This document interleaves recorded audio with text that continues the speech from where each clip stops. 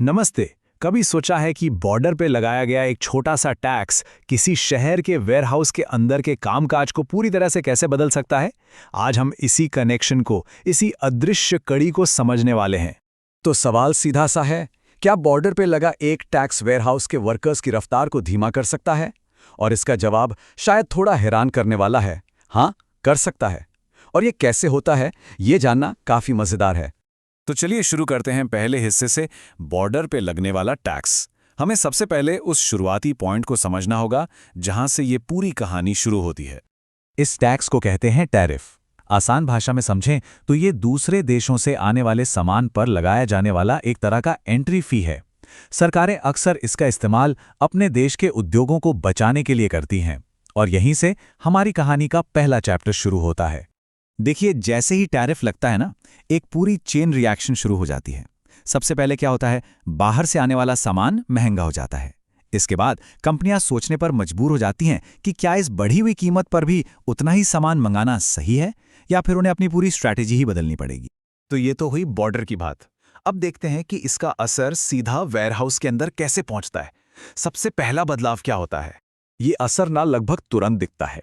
जब टैरिफ ज्यादा होता है तो कंपनियां सामान कम मंगाती हैं। अब सोचिए, वेयरहाउस के जो रैक हैं वो खाली पड़े हैं, फोर्कलिफ्ट चलाने वाले के पास काम कम है। वहीं दूसरी तरफ जब टैरिफ कम होता है तो वेयरहाउस एकदम खचाखच भरा रहता है, हर तरफ चहल पहल होती है। ये एक सीधा और साफ कनेक्शन है। लेकिन कहानी में एक और मोड़ आता है, होल्डिंग कॉस्ट का बढ़ना। इसका मतलब है किसी भी सामान को गोदाम में रखने का खर्चा, जैसे कि उसका किराया, उसका बीमा, उसकी सुरक्षा। अब जब सामान पहले से ही महंगा है तो कंपनियां कभी-कभी उसे रोक कर रखती हैं, अच्छी कीमत का इंतजार करती हैं, जिससे गोदाम में रखने का खर्चा और भी बढ़ जाता है। और फिर इन सब के ऊपर आती है कागजी कार्यवाही। अरे बाप रे, मतलब हर इंपोर्टेड आइटम की अब और ज्यादा चेकिंग होगी, उसका वेरिफिकेशन होगा, और ये ट्रैक करना कि किस पर ड्यूटी दी गई है, किस पर नहीं, ये सब बहुत मुश्किल हो जाता है।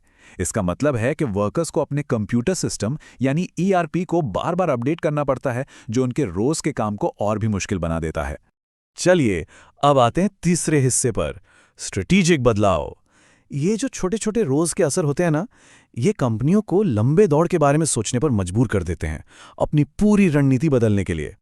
देखिए, जब टैरिफ की वजह से लागतें बढ़ती हैं तो कंपनियां बचत के रास्ते ढूंढती हैं, और अक्सर ये रास्ता ऑटोमेशन की तरफ जाता है।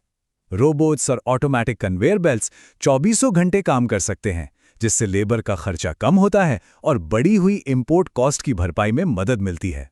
ये जो बात है ना, ये सब कुछ कह देती है। टैरिफ सिर्फ कीमत पर असर नहीं डालता, ये बदल देता है कि वेयरहाउस कहाँ बनाए जाएंगे। अब कंपनियां शायद बंदरगाहों के पास बड़े बड़े वेयरहाउस बनाने के बजाय देश के अंदर अपने लोकल सप्लायर्स के करीब छोटे छोटे गोदाम बनाने के बारे में सोचती हैं। सेक्शन 4, पोर्ट से फैक्ट्री तक। चलिए इन सारी थ्योरी को अब एक असली भारतीय उदाहरण से समझते हैं। इससे सब कुछ एकदम साफ हो जाएगा। तो कहानी शुरू होती है भारत सरकार के एक फैसले से। फैसला ये था कि विदेशों से आने वाले खिलौनों पर इंपोर्ट टैरिफ बढ़ाया जाएगा। ये मेक इन इंडिया को सपोर्ट करने के लिए एक कदम था, लेकिन इसका असर सीधा वेयरहाउस तक पहुंचा। तो हुआ क्या? एकदम फौरन इंपोर्टर्स ने अपने ऑर्डर कम कर दिए। वेयरहाउस के वो हिस्से जो कभी रंग बिरंगे विदेशी खिलौनों से भरे रहते थे, अब खाली होने लगे। इसका सीधा मतलब था कि उन सेक्शंस में काम करने वाले कर्मचारियों के लिए काम कम हो गया। लेकिन जैसा कहते हैं, हर सिक्के के दो पहलू होते हैं।